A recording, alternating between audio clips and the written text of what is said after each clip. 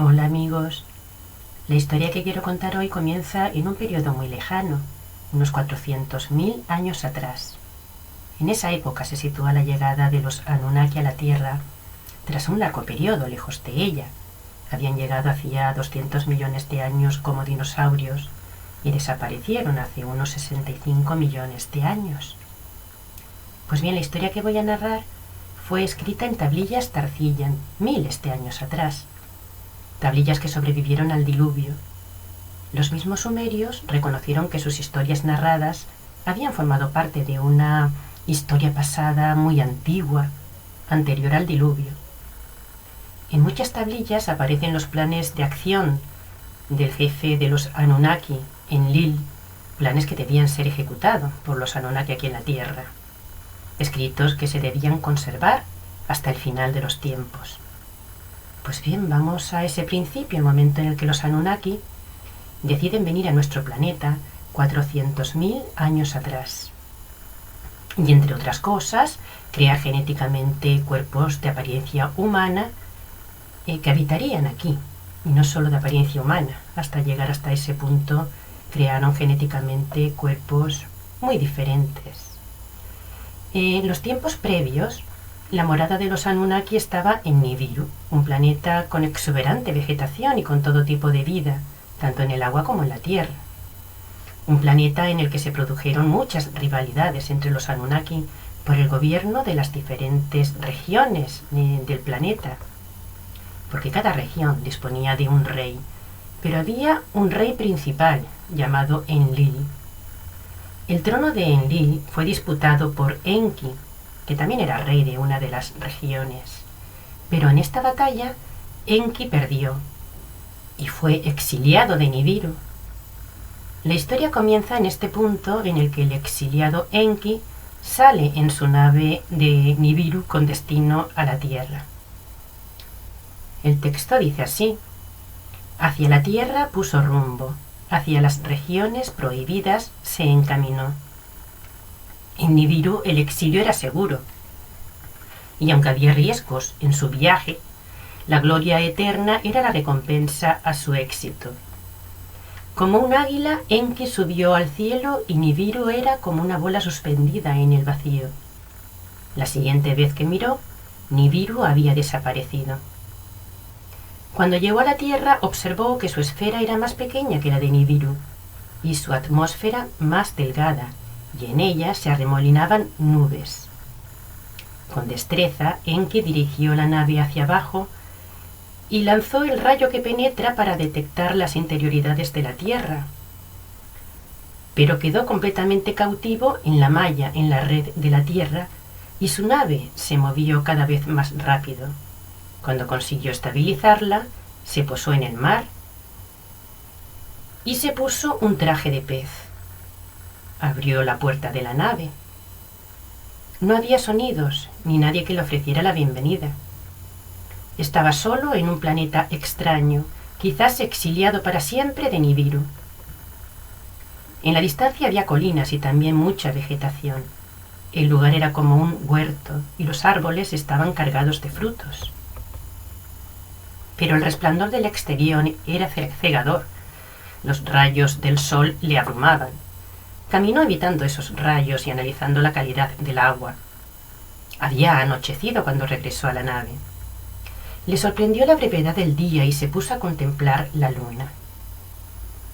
Pues bien, cuando Enki ya estaba instalado en su nuevo hogar, pidió a Enlil que los comandantes que iban a formar parte de esta misión en la Tierra lo aceptaran a él como el líder. En Nibiru se reunieron y concluyeron que en la Tierra estaba su asilo, así que Enki podía ser el líder. Pero Enlil dejó claro quién era el jefe y diseñó un plan de acción que debía ser ejecutado sin excusas, la llamada tablilla de los destinos, en donde estaban sus órdenes a seguir hasta el final de los tiempos, y ordenó que se preparara una nave nodriza para enviar a la Tierra a un grupo de Anunnaki que deberían ejecutar este plan. Se preparó la nave más grande. Enlil dio su aprobación y los astrónomos eligieron el momento más adecuado, el más positivo para partir. Llevaban cascos de águila y portaba cada uno un traje de pez. Así fue como entraron en la nave. El carro celestial se elevó con pericia y se alejó de Nibiru hacia el distante sol. Cuando se acercó a la Tierra, circundaron la Luna, que yacía llena de cicatrices tras la batalla que en el pasado se había producido, en donde Nibiru había atacado a la Tierra y la había partido en dos.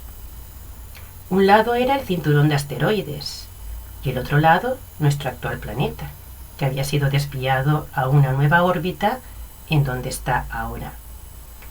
En este viaje Kingu, la Luna, le había acompañado hasta colocarse en el lugar adecuado.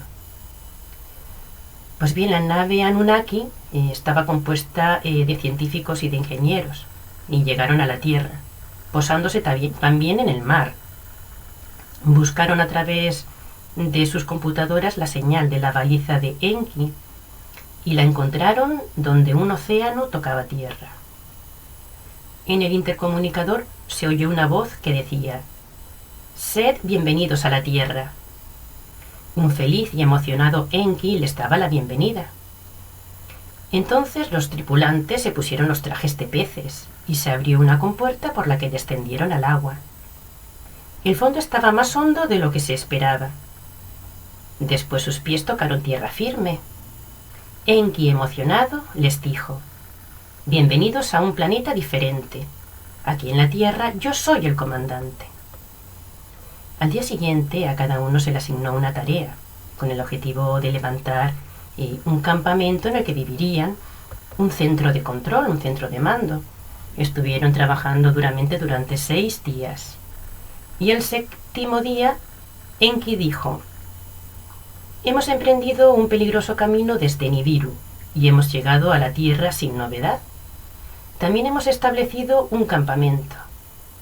Que el 7º día sea de descanso y que a partir de ahora a este lugar se le llame Eridu, que significa hogar en la lejanía.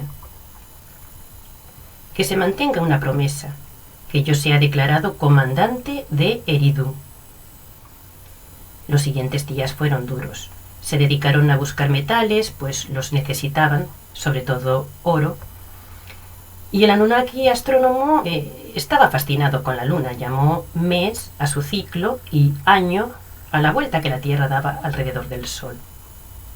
También se habían asustado por el color rojo que el Sol tenía en la puesta del Sol, algo que a ellos les parecía un mal augurio. Desde el mar superior hasta el mar inferior exploraron todas las tierras y de todo lo que había tomaron nota, y a todos los animales que había le pusieron nombre. Un día Enlil vino desde Nibiru en una nave junto a más Anunnaki para ver por sí mismo la obra que estaban llevando a cabo aquí en la Tierra. Convocó una reunión en la que mandó construir un lugar de aterrizaje para las naves y también una estación de paso, como un portal de teletransportación entre Nibiru y la Tierra. También se asignaron los cargos y los trabajos a realizar a todos los componentes del equipo. A Enki se le concedió el dominio de los mares y los océanos para que gobernara las tierras bajo la barrera del agua, mientras que Enlil gobernaría en toda la superficie del planeta. Claro, el soberbio Enki se enfadó ante este reparto que a él le parecía injusto y dijo así: «El señorío de la tierra se me asignó a mí. Esa fue la promesa que se me dio en Nibiru». Su enfrentamiento con Enlil ocasionó que éste se enfadara y dejara claro quién era el jefe. Dijo así: «Yo soy el rey. Enki no volverá a Nibiru. Que se haga justicia», gritó a su lugarteniente. Enki se defendió diciendo: «En Nibiru fui rey, estuve reinando por derecho de sucesión, y a mi simiente le pertenecía la realeza. Se me prometió que volvería a Nibiru para reponerme en justicia el trono». Pero la sentencia de Enlil fue que Enki permaneciera en la Tierra hasta el final de los días. Dijo así: «En un planeta extraño exiliado estará para que cuente por sí mismo todos los días hasta el último día». Luego Enlil regresó a su nave rumbo a Nibiru. El trabajo que le habían asignado a Enki era el de la construcción de cuerpos físicos que los Anunnaki habitarían en este planeta, porque Enki era experto en la ciencia genética. Necesitaban nuevos cuerpos físicos parecidos a los humanos. Y con este objetivo Enki convocó a su equipo de genetistas y enseñó a la Anunnaki Ninmah los secretos de la ciencia, el arte de combinar el ADN de dos especies diferentes. Ninmah supervisó las fórmulas sagradas. Las esencias debían transmitirse por inseminación de un macho a una hembra. Las dos hebras del ADN entrelazadas debían separarse y combinarse con otro ADN para forjar una descendencia. Ninmah le preguntó: ¿en qué útero comenzará la concepción? Enki llevó a Ninmah a un lugar entre los árboles en donde había jaulas con seres humanos.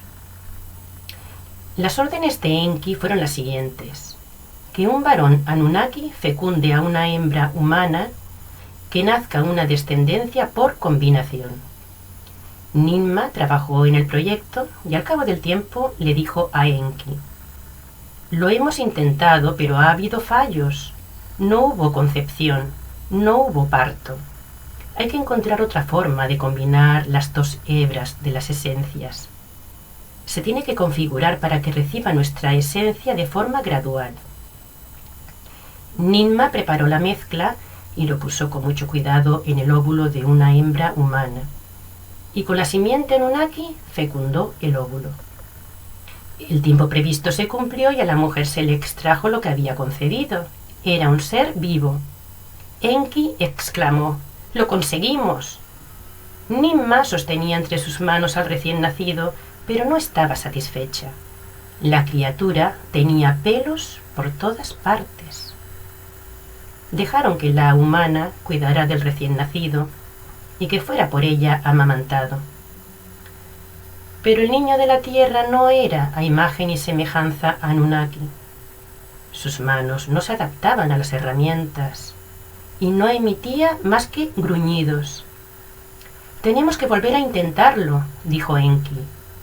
Ninmah hizo otra mezcla con ADN de varios Anunnaki y volvió a introducir en la humana el nuevo óvulo. Hubo concepción y este se parecía más a los Anunnaki, pero no podía oír y su visión era deficiente.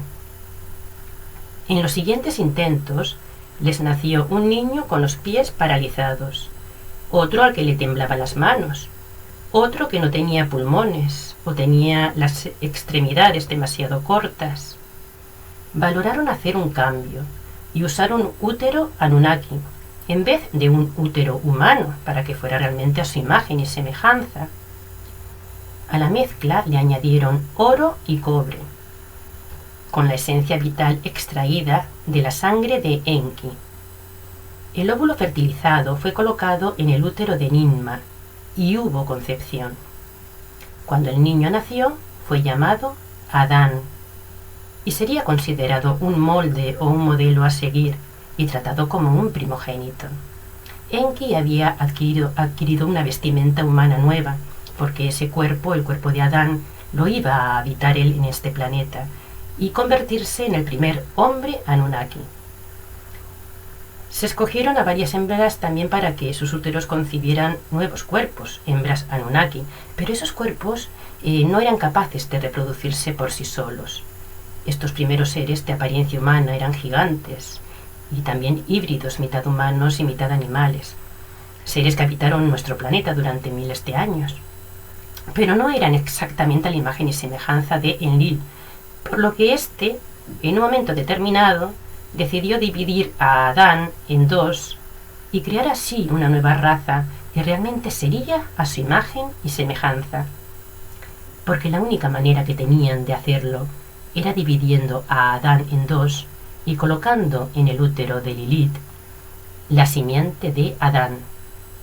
Los descendientes de Adán continúan gobernando hoy nuestro planeta.